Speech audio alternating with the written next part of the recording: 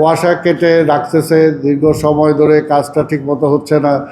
তারপরে আমাদের এখনও যেটা আপনারা জানেন যে আমাদের পয় নিষ্কাশনের সেটা কিন্তু এখন পর্যন্ত ওয়াসাই করে, অথচ সব কিছুর জবাবদিহিতা করতে হয় সিটি কর্পোরেশনকে।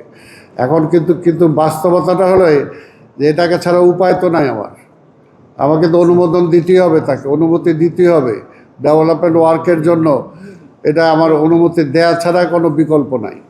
তবে এটা আমিও একমত, এবং এটা আমরা আশা করব যে ওয়াসা তার নির্ধারিত সময়ে যাতে কাজগুলো সম্পাদন করে। এবং আমরা যেটা বলেছি এবার, যে একটা কাজ মনে করেন যে আপনি এখানে বললাম যে 100 কিলোমিটার বা 200 কিলোমিটার, অর্থাৎ সে যখন যেখানে রাস্তাটা করতে যাবে একদিক দিয়ে কাটবে, আর এদিক দিয়ে সে ভরে যাবে, যাতে অন্তত ইটা যাতে কম আসে।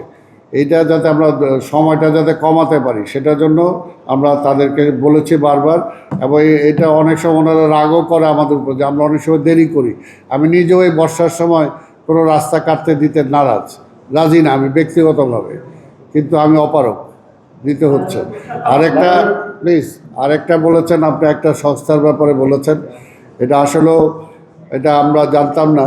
এটা যেহেতু তারা কাজ করছে এবং কাজের মধ্যে দিয়ে এখন আপনি যেহেতু একটা কোয়েরি দিয়েছেন, এটা আপনার মিডিয়াতে আসলে অবশ্যই আমরা দেখব, এটা খতিয়ে দেখব।